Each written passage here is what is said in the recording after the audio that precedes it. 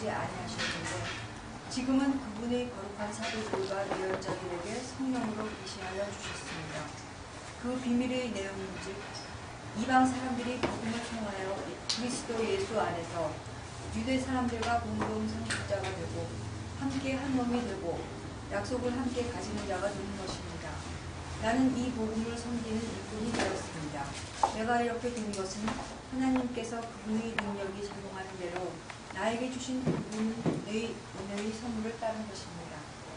하나님께서 모든 성도 가운데서 지극히 작은 자보다 더 작은 나에게 이 은혜를 주셔서 그리스도인 할 수 없는 부요함을 이방 사람들에게 전하게 하시고 만물을 창조하신 하나님 안에 영원 전부터 감추어져 있는 비밀이 무엇인지를 모두에게 밝히게 하셨습니다.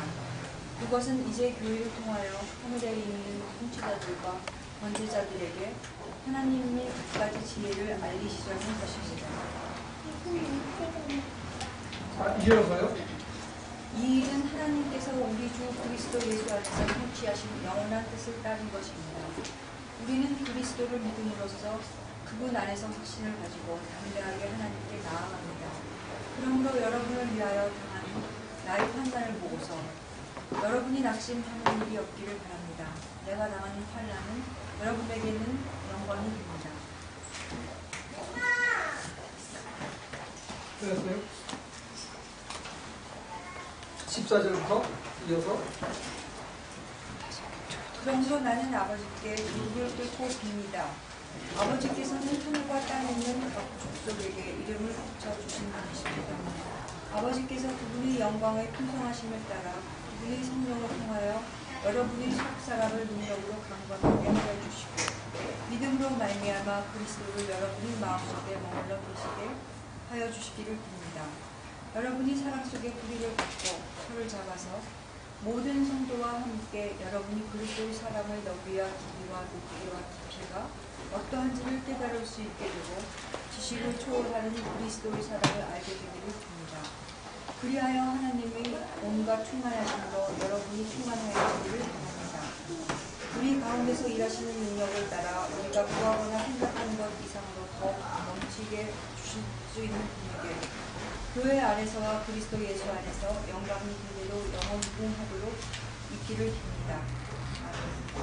중요한 단어만 몇 개 골라서 보면 다 고르지는 못해도 여기서 이제 중요한 포인트가 그리스도의 비밀을 알았다 하는 얘기입니다. 이 비밀 때문에 환난도 견디는 거예요. 그러니까 우리가 수요일 날 이렇게 얘기했거든요. 이쪽에는 어림이고 이렇게 나갈 때 이쪽에서는 그럼 뭘 얻는가, 이게 부름에 응답해서 누가 부르면 이 가기 위해서 버리고 내려놓고 예를 들어서 그 제자들이 예수님이 부르니까 아버지와 형제와 그물과 잡은 고기와 배를 내려놓고 그분을 따라가잖아요.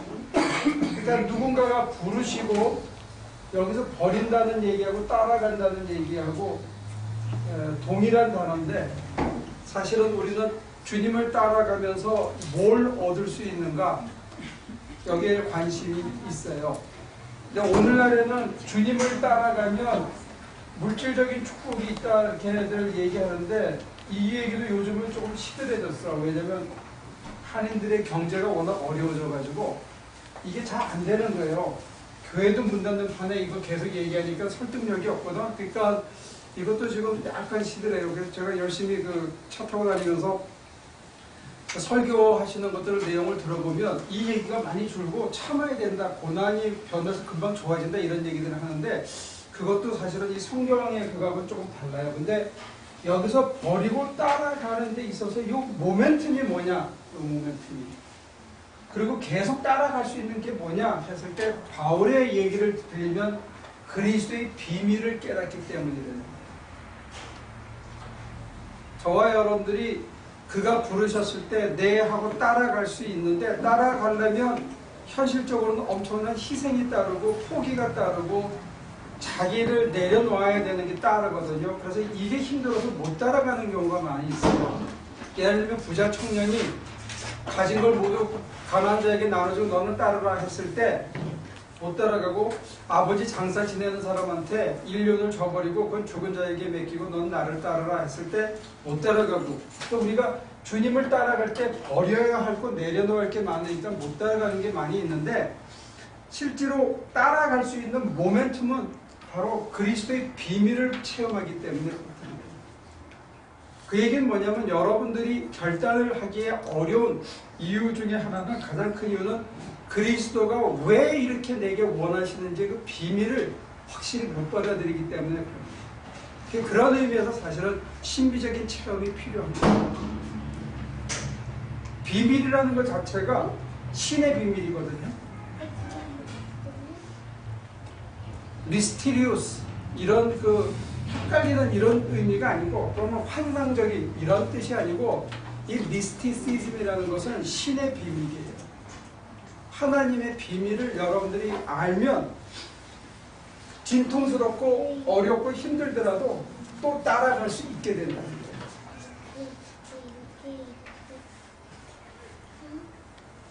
그래서 요한 웨슬레도 체험이라는 걸 강조했습니다. 이성이나 성경 이해도 다 중요하지만 개개인이 전통을 이해하는 것도 중요하지만 개개인이 나름대로 자기 체험이 있어야 된다. 그 체험이 뭐냐면 은혜에 부딪히는 그래서 그리스도의 비밀, 경륜을 깨닫는 바울처럼 우주적인 비밀을 아는 사람도 깨닫는 사람도 있지만 이 바울이 본 우주적인 비밀은 뭐냐면 유대인들과 이방인이 공동 상속자가 돼서 하나님의 은총 안에서 하나가 된다. 하나님이 큰 그림을 봤지만 저와 여러분들은 최소한 내게 맡겨진 것에 대한 비밀을 깨달을 수 있어야 된다는 거예요. 그러니까 실질적으로 이렇게 나가지 못하는 이유는 뭐냐면 여러분들에게 이런 신비적인 체험이 없기 때문에 못 나갑니다.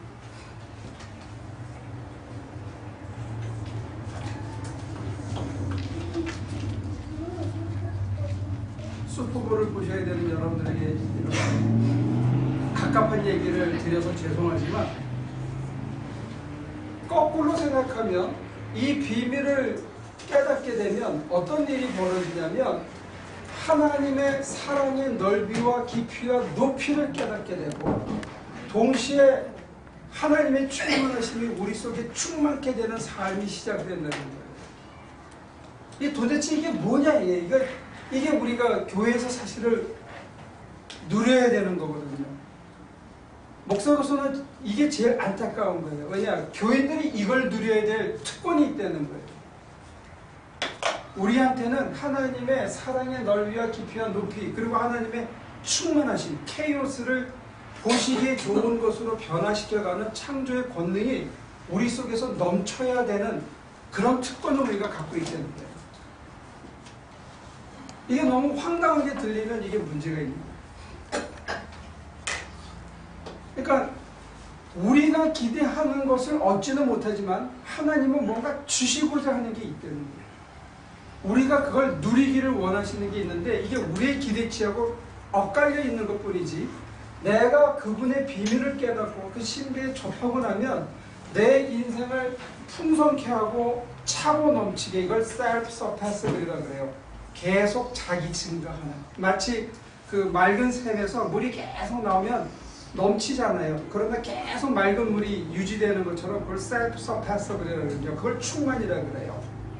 그냥 꽉 차고 있다가 쪼가라들어서 이렇게 김이 빠지는 게 아니고 충만한 상태에서 이게 계속 흘러 넘치니까 자기는 계속 충만한 상태로 유지가 되는 거예요.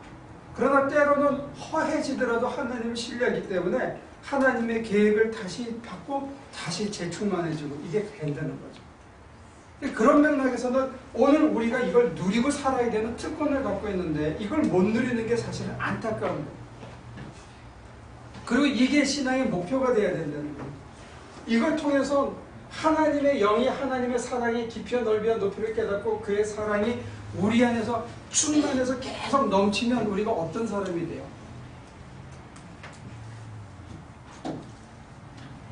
어떤 사람이 될 것 같아요?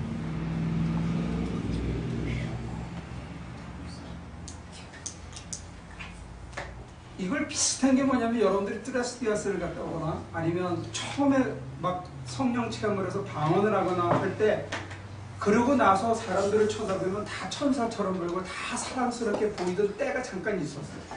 문제는 그게 유지가 안 된 거예요. 어떤 면에서 그게 인위적인 경험이고 그 후속적인 훈련이 진행이 안 됐기 때문에 그런데 여기서 얘기하는 가장 포인트는 그리스도의 비밀이에요. 그리스도가 내게 왜 그런 걸 주셨는가? 근데 이거를 자꾸 축소지향적으로 물질적인 축복, 세속적인 축복으로 변질시키니까 여기까지 진전이 안 된 거라고. 여기는 여기 나름대로 특별한 게 있는 거예요. 그러니까 사막의 성자들이 소위 이름은 멋있잖아요. 성자. 그렇지만 어디에? 동네가? 사막에 가보셨어요, 여러분들? 사막에는 딱 좋은 게 하나 있어요. 지는 노을하고 밤하늘의 별. 그 외에는 좋은 거 하나도 없어요. 물이 있어, 뭐가 있어요. 근데 거기에 무슨 충만함이 있다는 거냐, 이거죠. 그러니까 여러분들이 이 충만함이 와닿지 않는 이유는 어디에 있느냐? 실제로는 여기에 가슴을 열지 않고 여러분들이 이성의 노예가 되어 있기 때문에 그렇죠. 조금 더 축소하면 이성 중에서도 엠피리시즘, 실증주의, 경험주의의 노예가 되어 있는 거예요. 내 눈으로 내 감각으로 보이는 것만 믿는 경험주의적이고 실증주의의 노예가 되기 때문에 내 눈으로 내 인식으로 인지되지 않는 것을 받아들이지 않는, 그래서 나를 넘어서는 소위 그 칸트가 얘기한 순수 이성의 영역을 넘어서는 것에 대해서 우리는 생각조차 안 하고 그것을 마치 미심적인 이렇게 잘라버리니까 인간이 그 안에 갇혀서 신앙생활을 하는 거예요. 그걸 한번 넘어가야 되는데 그 껍질을 깨고 넘어가야 되는데 우리한테는 그런 신비적인 요소가 있다는 거예요. 신앙에는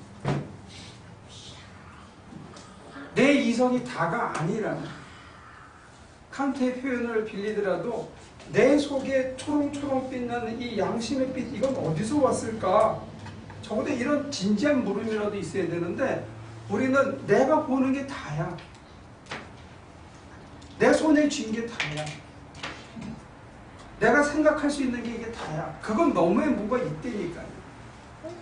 그거를 내가 향해서 가슴을 열고 기대하면서 기다리다 보면 어느 순간에 스파크가 오면서 혹시 이건지도 모르겠다는 그런 가능성이 열리고 거기에 내 마음을 열어주다 보면 뭔가가 느껴지는데 이거는 이성을 망가뜨리진 않지만 이성으로 가늠하기 어려운 세상이 그런 깨달음이, 그래서 내가 양보를 하는데 기꺼이 양보했는데 그게 내게 손해가 아니라 일방적인 손해나 어뷰즈를 당하는 게 아니라 결국은 우리 모두가 좋아지는 쪽으로 가는, 그래서 내 지식을 믿지 않고 하나님의 지혜에 기대게 되는 그런 생활로 우리가 조금씩 변해가는 게 크리스찬의 삶입니다. 나는 눈에는 눈, 이에는 이, 이게 계산이 맞아야 나한테 이득이 나고 나한테 조금이라도 이득이 있어야 내가 거기에 참여하는 게 이게 현실이라면 하나님의 비밀을 보면 나를 다 줘도 그게 우리 모두를 풍성케 하는 비밀이 보이면 우리가 그렇게 할 수 있다. 실천적으로. 우리는 아주 작은 영역에서 내 사랑하는 아들, 내 사랑하는 딸한테는 부분적으로 한다. 이게. 근데 그러고는 실망하는 거야.